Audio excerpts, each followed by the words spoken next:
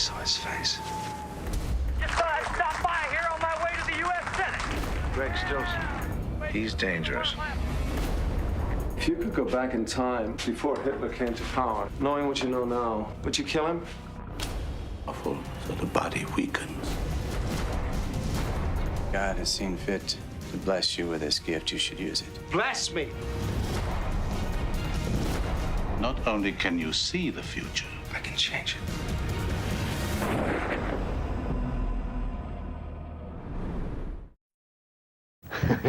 Unimportant questions, you know, he doesn't ask anything. He didn't about seem to know what Dead Zone was about at all. Didn't seem to care either. Stephen King, yeah, I got that. You said it.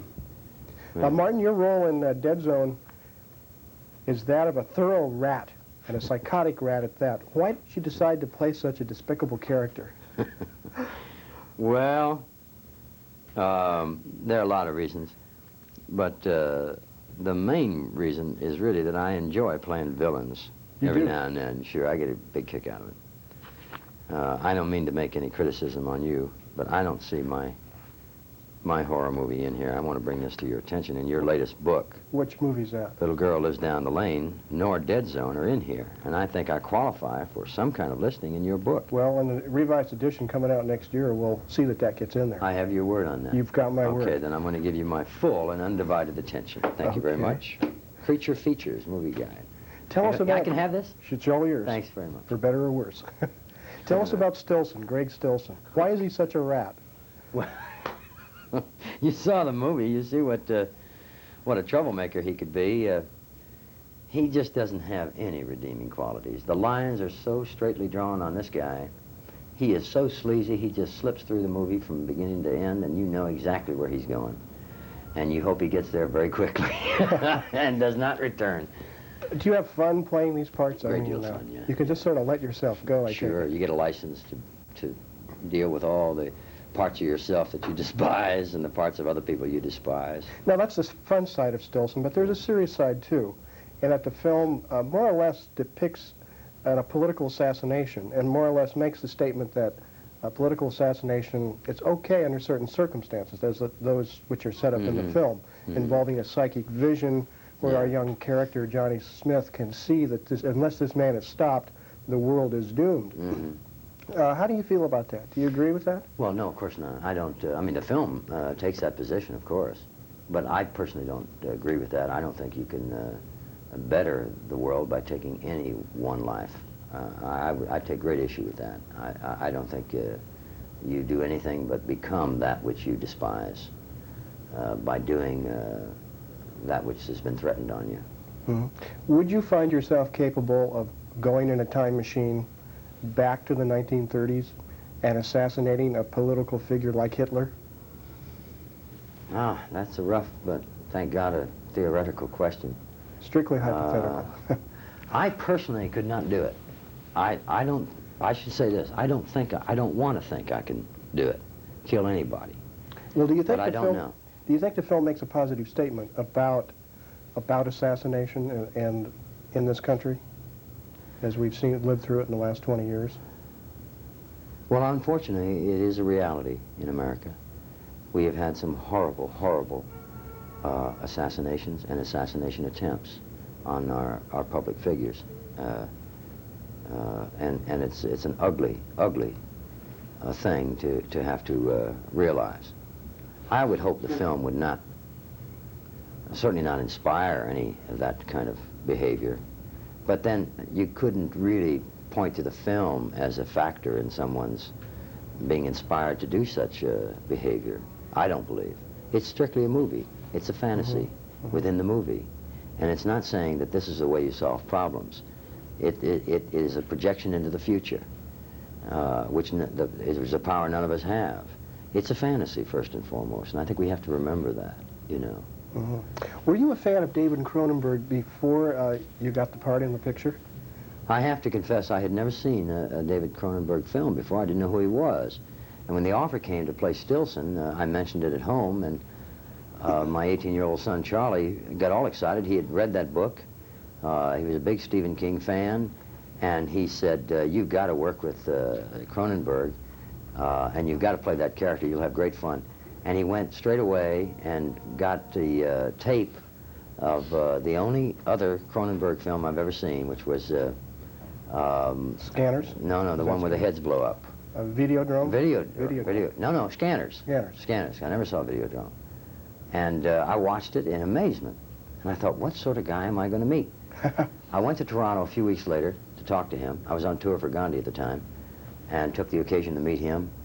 And I was absolutely disarmed. Here was this very young-looking guy, a very sweet, disarming man, very bright, compassionate man, very funny. And I couldn't believe it was the same guy that would do a film like that. I think you said earlier he was kind of laid back on the set. When you walked on the set, you weren't sure who the director was. You'd have no idea who the director was. He was so laid back and so confident, really, and not without authority, but very confident in his abilities. He's an extremely talented man, and I liked him instantly. I had a concern, and a major one for me, about the last scene. I did not want to be seen on the screen holding a little child up in front of myself as a shield against bullets. The bullets. Mm-hmm.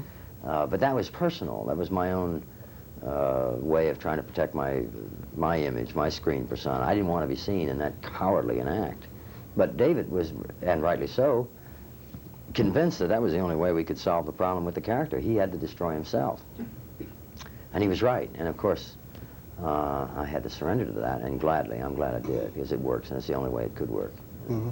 Is it coincidental, Martin, that you played in several political-oriented dramas? You were in Missiles of October, Mm-hmm. Blind Ambition, Yeah. and of course you played John Kennedy in the miniseries. Mm-hmm. Is this kind of coincidental, or do you sort of have a tendency to be attracted to these kind of properties? Well, yes and no. I have to tell you, frankly, I didn't go out of my way looking to play those parts. They came to me and offered them to me, and I was available at the time, and one needed the work, and was not unhappy about it. I thoroughly enjoyed playing them. In particular, playing Bobby 10 years ago, and again in playing Jack Kennedy this past summer for the NBC miniseries, I didn't feel at all confident. I felt, on the contrary, intimidated greatly, because I admired them, both those men so, particularly John Kennedy. And I felt the best I could do would be a shadow of his substance, and I didn't make any bones about it. I haven't seen the show, so I don't know how it comes off, but what I tried to do is grab the spirit of that man and go with it. I did not go for the look or the accent or anything else. It was kind of a hopeless situation, as far as I was concerned, to try and portray him as he really was, because the whole world knew that. So what I tried to go for was the spirit, and not question it, and just keep going forward, never look over my shoulder.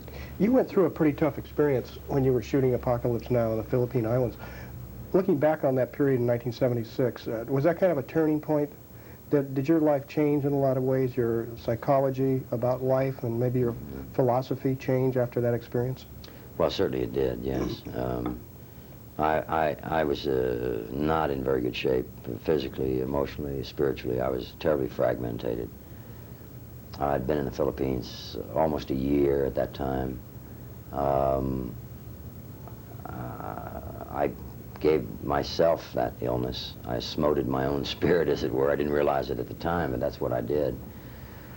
If anyone would have told me going in that that was going to be the case, that those things would have happened to me, I would have passed, and quickly too. But now that they happened, I have no regrets. I learned a great deal and grew a great deal from them. If they hadn't happened there, they would have happened somewhere else at a later time. So in that respect, I'm glad they happened, because it became a very positive experience. As a result, not a direct result of that illness and that experience, I was able to come back to the practice of Catholicism, which I had abandoned for so many years after being raised Catholic. And I've never been happier in my life since re-embracing the Catholic faith in the last 2.5 years. So it did have an extremely positive effect. But like all things in life, it seems that we don't learn except through pain or discipline or denial, sacrifice. And that's what was necessary at that time. It's always hard to see it when it's happening. You try to deny it, you try to get out of it, you try to let the cup pass. But there is only growth in accepting the cup and going on. So I have no regrets, as I say, none whatsoever.